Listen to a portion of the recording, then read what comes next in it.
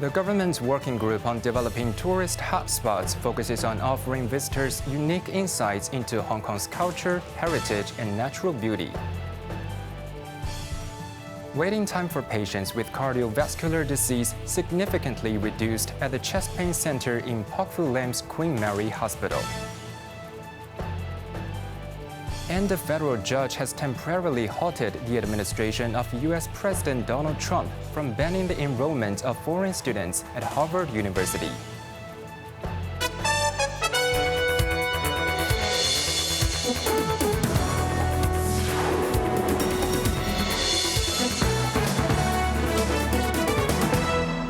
Good evening, you're watching Cable News. I'm Quentin Yang. As the government's working group on developing tourist hotspots is set to roll out 9 new tourism projects to attract visitors, Deputy Chief Secretary and Group Chair Werner Chuk said the initiative aims to boost the economic impact of tourism, and some attractions may have an entry fee. Jeremy Zhu reports. The 9 projects are designed to align with new travel trends and showcase Hong Kong's unique character. Highlights include launching in-depth tours around Central District and opening up the colonial-era Yau Ma Tei police station to the public. In a radio interview, Chuk stressed the dual economic benefits of increased tour group activity and additional retail spending. Noting visitors' fascination with Hong Kong's police dramas and cop culture, Chuk revealed plans to expand police-themed merchandise by extending partnerships with the local film industry. 3 Hong Kong brands, which include sauce and condiment manufacturers Lee Kum Kee and Pat Chun Sauce, along with Kiwa Bakery, will open their production facilities for public tours starting in the 3rd quarter this year. Japanese probiotic beverage maker Yakult will also open the doors of its factory in Tai Po to the public. Tourism Commissioner Angelina Chen noted that the city will continue efforts to attract more tourists from the Middle East. The number of halal-certified restaurants in Hong Kong has nearly tripled to 170 since last year, she added. Jeremy Zhu, Cable News. Waiting time for patients with cardiovascular disease has been significantly reduced since the introduction of the Green Channel at the Chest Pain Center in Pak Fu Lam's Queen Mary Hospital. After its launch 6 months ago, the center has treated nearly 1,800 patients. Evelyn Bai reports. To speed up diagnosis, the Green Channel prioritizes chest pain patients in triage, reducing 40% of the overall treatment time to just around 60 minutes. This meets the national standard of completing the procedure within 90 minutes. Frankie Tam, a consultant at the hospital's Department of Medicine, noted that the standardization of the procedure does not compromise the quality of treatment. Currently, it only takes about 5 minutes for a patient to take an electrocardiogram once they are screened through triage. Earlier, it could take 10 to 20 minutes, Tam added. The consultant reminded the public that severe chest pain for a few minutes, followed by symptoms such as weakness in the limbs and nausea, is a sign of acute heart disease and requires immediate emergency room treatment. The hospital authority will set up a 2nd chest pain center at Prince of Wales Hospital in Sha Tin by the 1st quarter of next year. Evelyn Bai, Cable News. Residents of Chek Nai Ping village near Ma On Shan were horrified this morning when a 2.5-meter long python swallowed a stray cat outside a village house. Police received a report around 6:30 a.m. from a villager who discovered the python attacking the cat near house number 91. A snake handler was called to the scene and he captured the reptile, which was later identified as a male Burmese python aged 6 to 7 years. The snake was taken to Karudi Farm for veterinary assessment. The cat did not survive, and the body of the dead animal was taken by the Food and Environmental Hygiene Department. Pythons are not uncommon in Hong Kong, but the sightings are rare due to loss of habitat. Undersecretary for Labor and Welfare Ho Kai-ming expressed grief and sorrow over the tragic incident where a 3-year-old was found living alone with the body of her dead mother in a public housing estate in Ngau To Kok. He confirmed that school social workers have stepped in to follow the case. Evelyn Bai reports. Ho said they have already contacted the family to see how they can assist with future living arrangements. Regarding concerns that the 40-year-old deceased mother might be classified as a high-risk caregiver, Ho explained that the general definition of high risk is the elderly taking care of the elderly or the disabled. The mother was an adult taking care of her child, and relatives lived nearby, he added. The toddler was found yesterday after neighbors heard her crying loudly before alerting authorities. An initial examination reportedly indicated that the mother had been dead for about 4 days. Separately, Ho said the Labor Department is conducting an investigation into the death of a worker who died of heat exhaustion 3 days ago, while working on the redevelopment project at Prince of Wales Hospital. He mentioned that the contractor had followed relevant safety guidelines. With summer approaching, Ho urged employers to provide suitable rest period for outdoor workers. Evelyn Bai, Cable News. A major collision involving 6 vehicles disrupted traffic in Sampongkhon this afternoon, injuring 10 people, including children. The accident occurred at around 1 p.m. on Prince Edward Road East, near Qingtai Court in the lane heading toward Kwun Tong.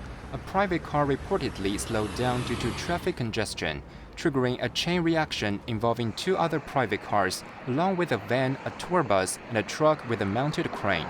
All injured individuals were conscious when transported to hospitals.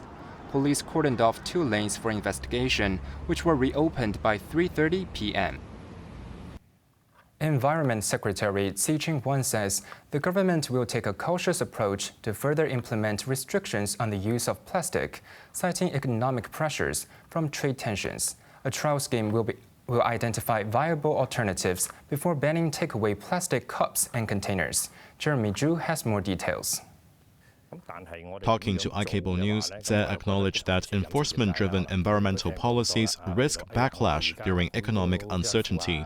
While Hong Kong's waste reduction goals remain unchanged, Zhe stressed the need for flexible implementation to avoid more pressure on businesses. Rather than immediate bans, officials will collaborate with the catering industry to test alternatives, an approach he says has drawn strong participation. Current challenges focus on finding durable, cost-effective materials, with bulk production expected to lower prices, he said. The minister admitted this phased strategy reflects lessons learned from the failed implementation of the solid waste charging scheme, which has been postponed.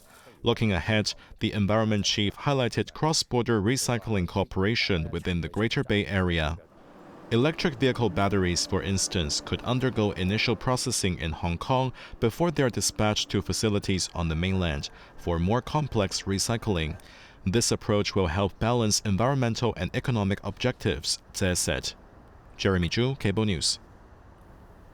A federal judge in the American city of Boston has temporarily blocked U.S. President Donald Trump's order to ban Harvard University from enrolling international students. The ruling came hours after Harvard sued the Department of Homeland Security, challenging its decision to strip the university of its student and exchange visitor program certification. In a 72-page lawsuit, Harvard accused the Trump administration of undermining the university's constitutional rights of free speech and due process, arguing that the move was in retaliation for refusing to alter its curriculum, hiring practices, and alleged ideological alignment with the government's demands. Judge Ellison Burroughs granted a temporary restraining order, citing irreparable harm to Harvard's academic mission and global reputation. A preliminary injunction hearing is set for May 29th. The White House swiftly criticized the ruling, with Deputy Press Secretary Abigail Jackson accusing unelected judges of obstructing the administration's rightful control over immigration and national security policy. Meanwhile, Trump escalated his rhetoric at the Oval Office, questioning the qualifications of Harvard's international students. How do they get into Harvard? Why are they there? And then you see those same people picketing and screaming at the United States and screaming at, they're anti-Semitic or they're something. We don't want troublemakers here. Trump also hinted at broader visa restrictions targeting foreign students nationwide. In the largest prisoner exchange since the Ukraine-Russia conflict started 3 years ago, both sides have exchanged 390 people each. But the swamp was overshadowed hours later when Russia launched a large-scale drone and missile attack on the Ukrainian capital, Kyiv. Evelyn Bai reports. Civilians in Kyiv were forced to take refuge in underground subway stations following the Russian drone and missile attacks. At least 15 people were injured across multiple districts in the city. Multiple residential buildings were left damaged. The attack on Kyiv took place mere hours after the biggest prisoner exchange between the two countries. Both sides swapped 270 servicemen and 120 civilians on Ukraine's border with neighboring Belarus. The exchange was the result of the first direct talks between Ukraine and Russian officials held in the Turkish city of Istanbul last week. The agreement to release 1,000 prisoners on each side was the only significant outcome of the meeting. The released prisoners called family members, telling loved ones they were free, while others hugged compatriots and took photos. Ukrainian Defense Minister Rustem Umerov welcomed the prisoners, saying they're working to finalize the release of other captives, which is scheduled to happen over the weekend. Russian Foreign Minister Sergei Lavrov said they're not rejecting contact with Zelensky and his administration in the hope of coordinating the mutually acceptable principles of the settlement. Evelyn Bai, Cable News. Police in the German city of Hamburg have arrested a 39-year-old woman for an alleged knife attack, which injured 18 people. 4 of the victims are in a critical condition.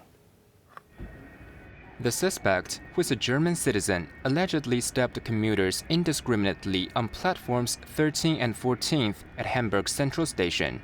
The incident happened during Friday evening's rush hour, triggering a massive police response and a partial lockdown of Germany's busiest passenger railway station.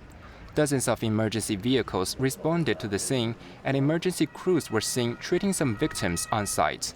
The suspect, who surrendered without resistance, is believed to be in a state of mental stress. For now, investigators have ruled out a political motive. German Chancellor Friedrich Merz called the incident shocking and praised the first responders for their swift action, while Hamburg mayor vowed support for victims' families. On to the weather now. Mainly cloudy with 1 or 2 showers tomorrow. It will be cooler in the morning with a minimum temperature of 24 degrees. Sunny periods later in the day with a maximum temperature of 29 degrees. Now let's take a look at the weather around the world.